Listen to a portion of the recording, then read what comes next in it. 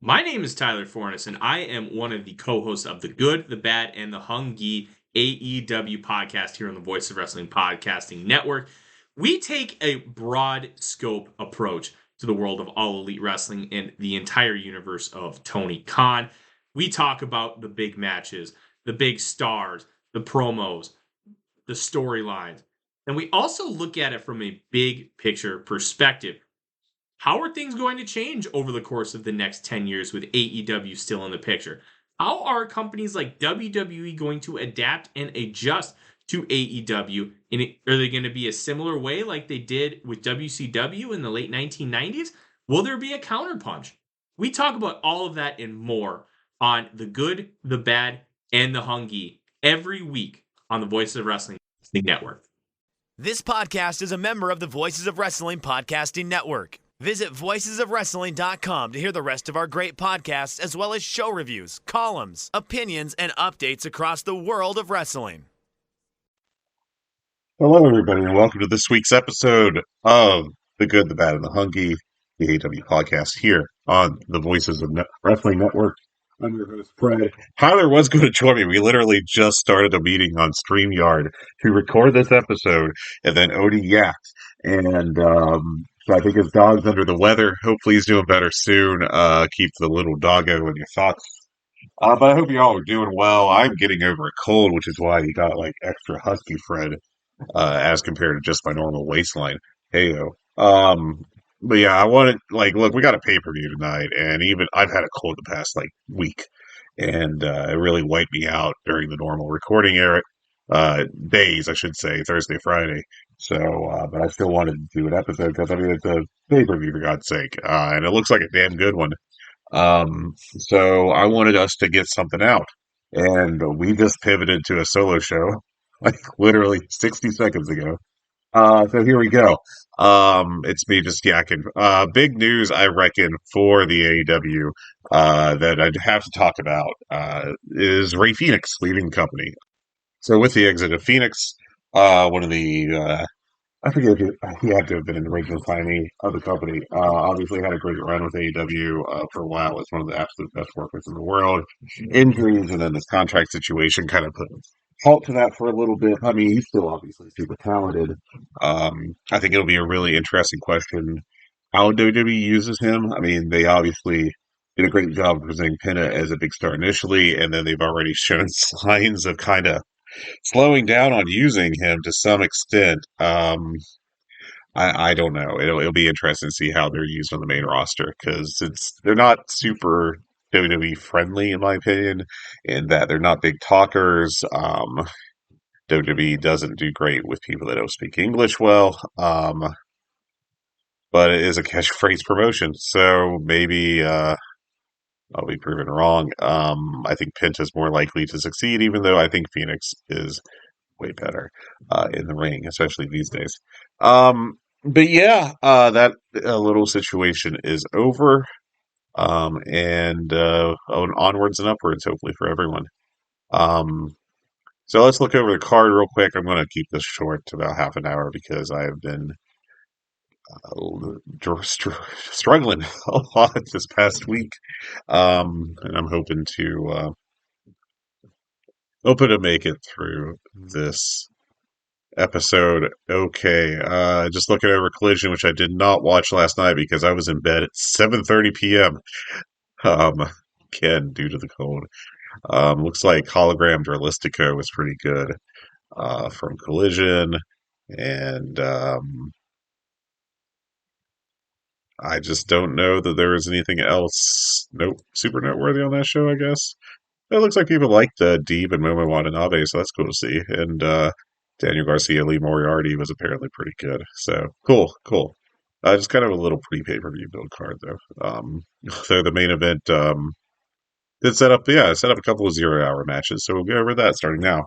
So we got Daniel Garcia and the Undisputed Kingdom. So Cole, Roderick Strong, and Kyle O'Reilly facing off against Shane Taylor Promotions.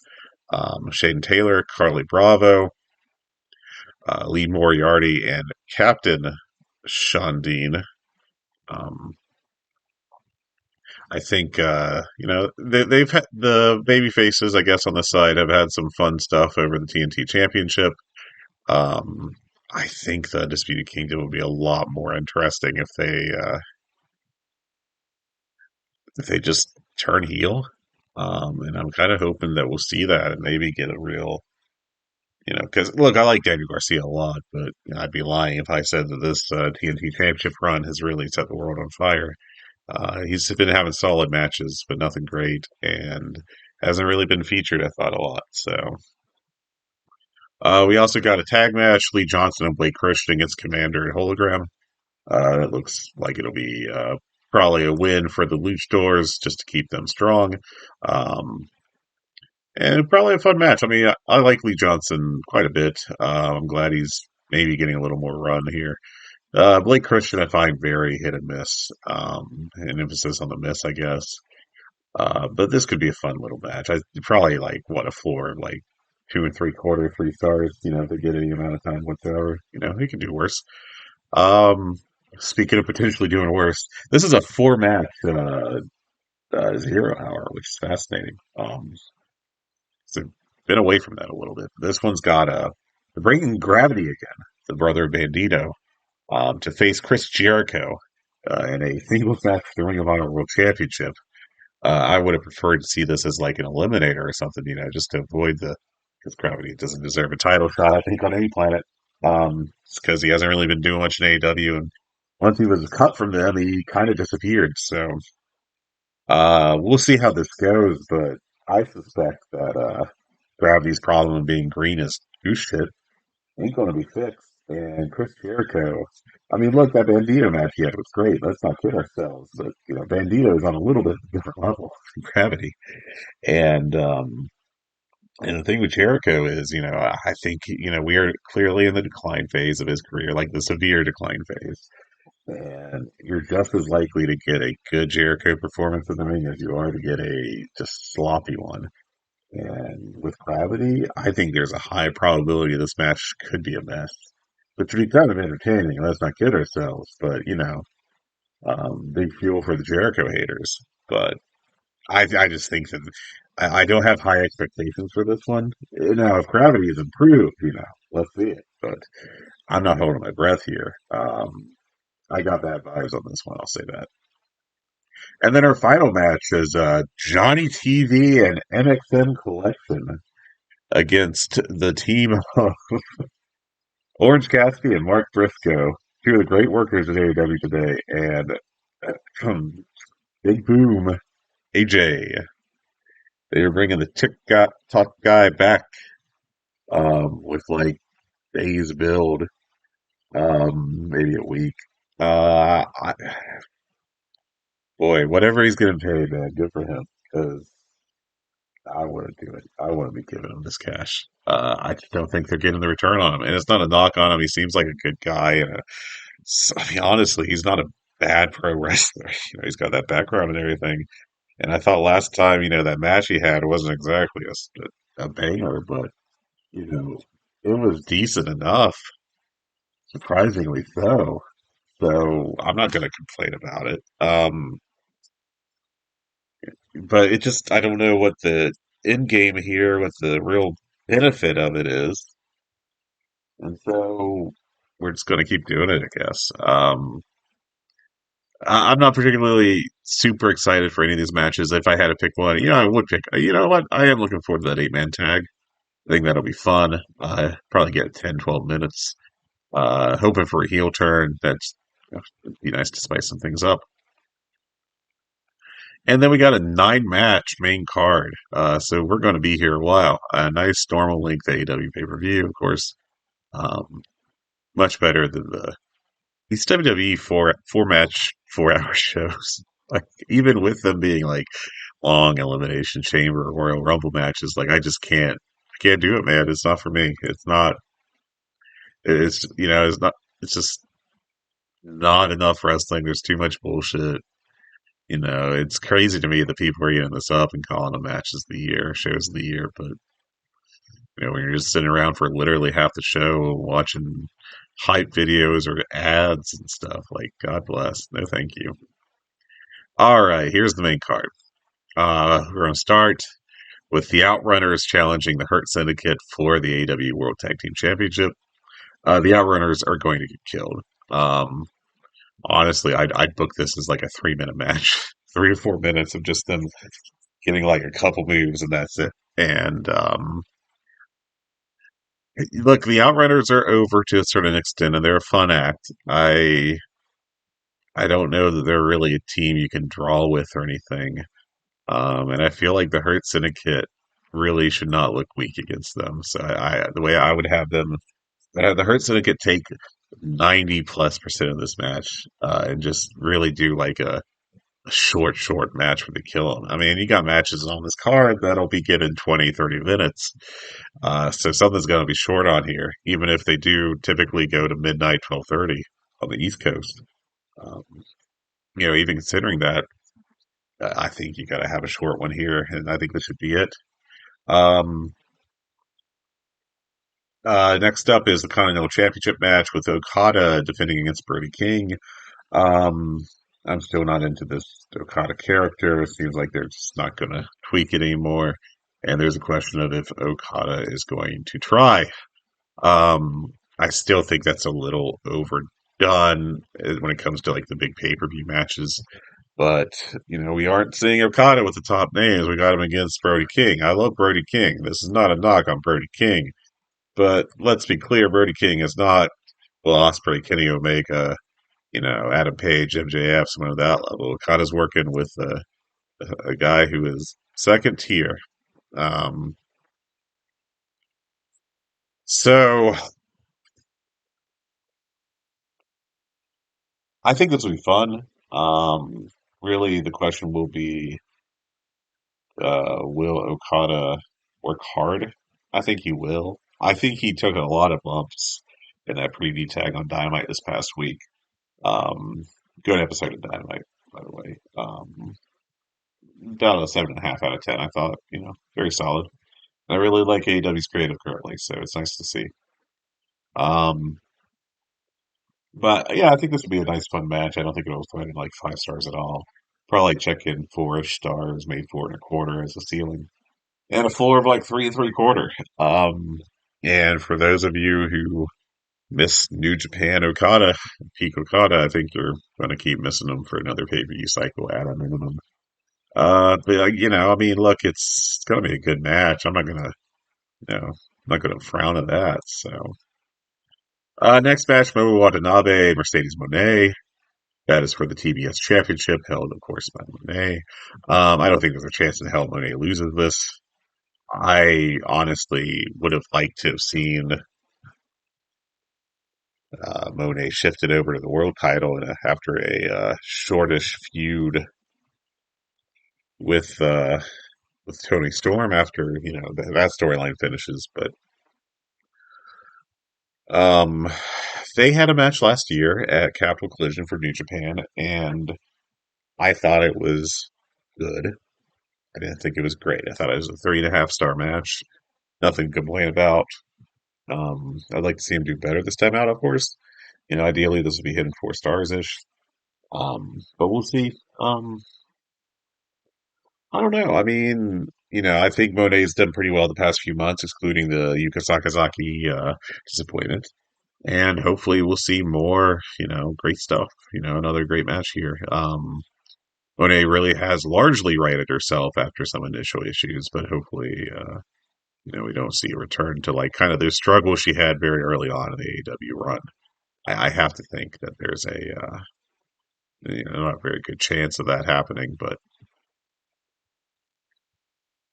next up is the steel cage match between Ospreay and Fletcher. The placement of this match on the card is going to be really interesting just because of the cage setup and everything and all that. But I think this. I mean, this is where the card gets really good. This top 5 or 6 matches. I mean, I think the World Championship match is probably going to be the weakest one because I like the May Storm match back in Australia. So we'll see how that goes. But Yeah, I'm looking forward to. I mean, Fletcher and Osprey in a cage. Yeah, if these guys are going to try to kill themselves.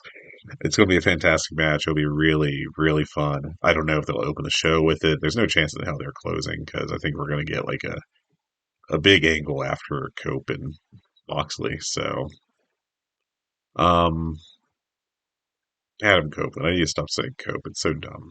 I just need to reject that.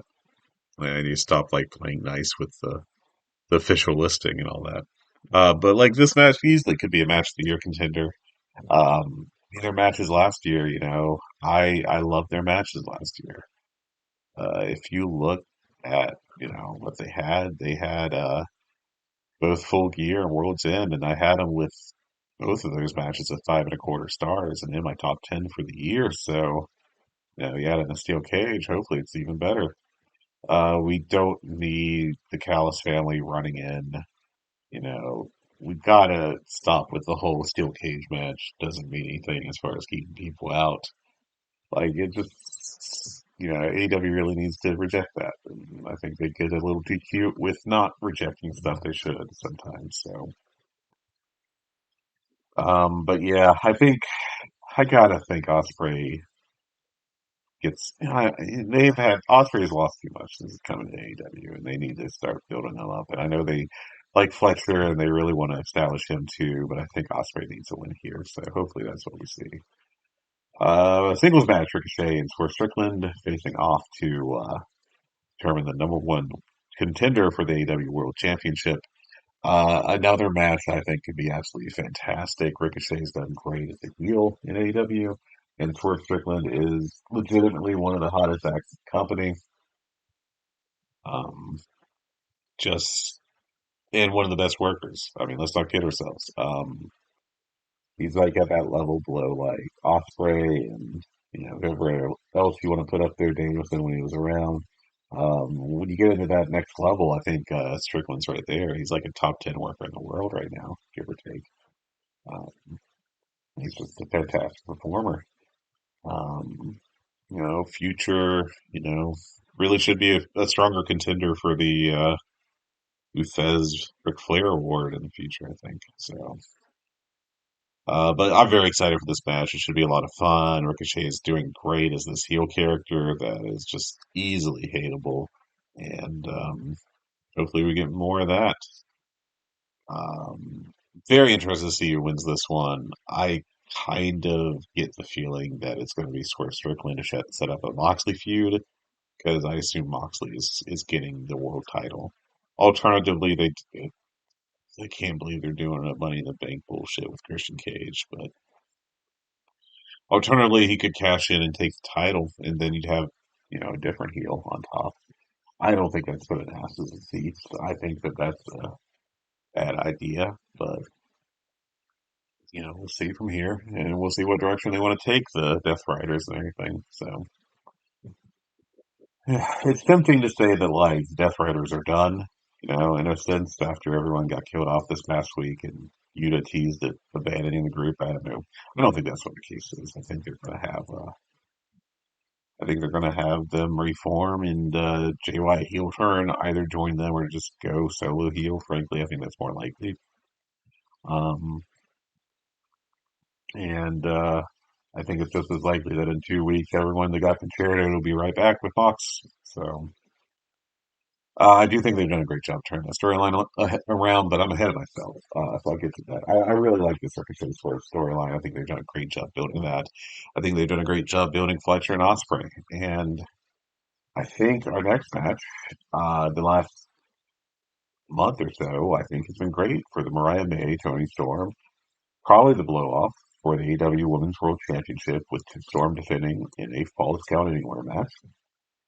Tony Storm, I think, has shown that she's still a top level performer, even when, especially when she gets away from kind of the more comedic aspects of this current character, but I think that she's doing great. I thought that match in Australia was really good, and I think she's cut some great promos since then.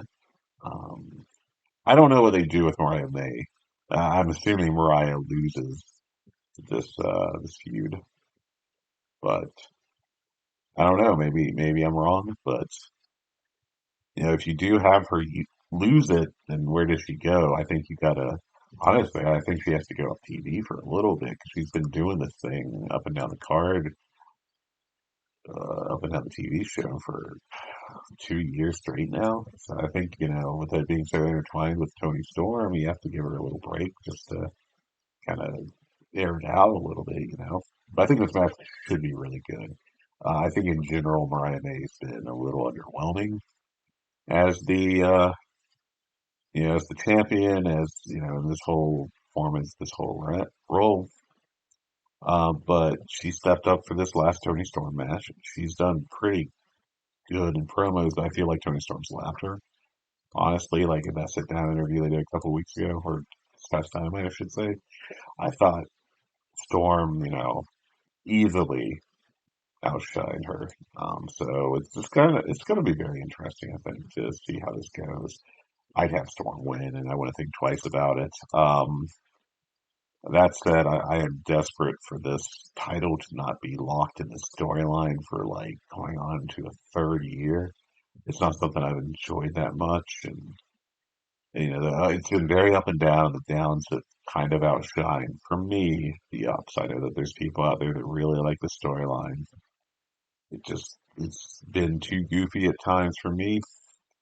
Um, but I've really liked how Tony has gone the past few weeks. So hopefully we continue down that path. A match I'm really excited for these next two matches. The next one is Kenny Omega challenging Takeshita for the AEW International Championship. I think that will be amazing. Takeshita has been on such a streak recently of great matches. His 2025 has been off to a fantastic start. He's having great matches every time he goes out there. Um, so, and I mean, we got Kenny Omega, who granted has been a little, um, yeah, what's the word I'm looking for? A little more held back, a little more resting, I should say. Yeah, that's what I'm looking for. He's been resting a fair bit. And that makes sense. I have no issue with that. He's coming back from diverticulitis. Looked amazing in the gay pit kid match. He did very well in the Will Ospreay tag in Australia. Um, look, I think Kenny Omega needs to be pushed as like a top level guy in this company. Um, and maybe they think that part of that is having him take this championship and giving him a path away from the world championship. I could see that argument with the international. And I think that'd be tremendous for the international championship having Kenny Omega carry it. But, I mean, Takeshi's been fire. Um, so I think this might be a situation where it'd be better to have Takeshi take this win just to further, emphasize him. Now, my concern, pause this for a second. My concern is that if they do that, if they have Takeshi to win, then it will just kind of be spinning his wheels doing this, and it won't get him over more. Um, which sounds crazy for a win against Kenny Omega, but it's all about the follow up. And AEW has had Takeshi get big wins before, and then the follow up has just been kind of, well, what are you going to do? It's just he got his win, and that was about it. So if that's the case, that's not going to work. They got to really do something here that I hope will really establish or help get Takeshita further over. And Adam Page MJF. I mean, this is a huge match. I think it's as big of a match as they can get, and not involving a championship right now. These two guys are just so central to AEW and what it is, and I think it'll be a great match. I'm really excited for it. Um, I'm looking forward to this. I get this feeling that they're going to have MJF win. Um, to kind of further the whole Adam Page is having a bad time um, thing. There'll be some bullshit, heel Ric Flair, kind of win, but I mean, this is really exciting. I think this would be a standout match. I mean, on a show filled with several matches that should be in the notebook, by the end of the night. And then our main event is Ham Copeland against John Moxley. And I'm going to be honest here. Of the matches on the main card, I think the only ones I put this above are like the tag, the Okada, the Monet matches, and that's it as far as interest level. But there was a point at around the start of the year where this storyline looked ass. It looked awful. And they have fortunately gotten to the point where it has turned into a good storyline. And this pay-per-view was changed from one where you're hoping that everything outside the world title match would be good. And then, whatever happened with the world title would be whatever. This has turned into a genuinely very good build. And we'll see how the match itself is. I think Copeland is, I mean, look, he is what he is. He is at a certain age. He's at a certain ability level. Um, he is. He's not a. He's not one of the 10 best workers on this card. I feel like that's a pretty safe thing to say. Just going over everything. I mean, yeah. I feel like that's a safe. I put Page, MJF, Takeshita, Omega. That's 4. Strickland, Ricochet. That's 6. Moxley, 7. Okada, even lazy Okada and King, not 8 and 9.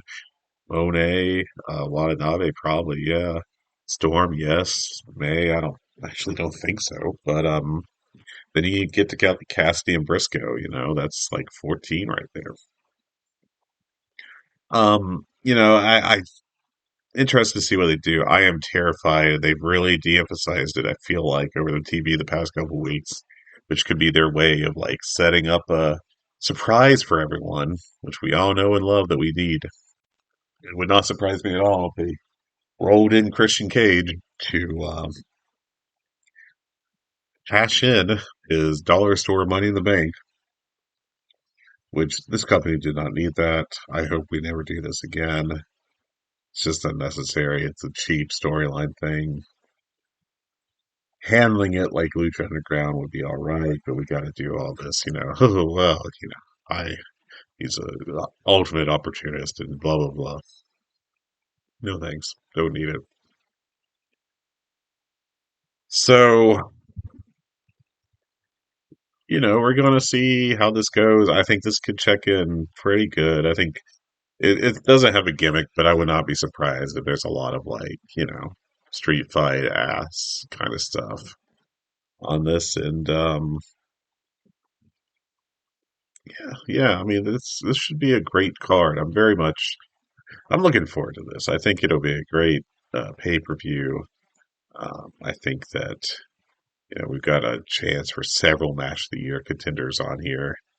I mean, at a minimum, Ospreay, Fletcher, Omega, Takeshita both feel like they're going to easily be like 4.5 plus, which is great. So Ricochet and Strickland should pretty easily do that too, I think. And then if Page, MJF get time and aren't some kind of goofy, nonsense, that'd be another one. And I mean, Storm may, maybe. I mean, they really could, Storm's willing to do whatever. She's a crazy ass performer, even if I disagree with some of her instincts. Um, and I mean, I'm not going to rule out Monet Watanabe. I won't completely rule out Okada King.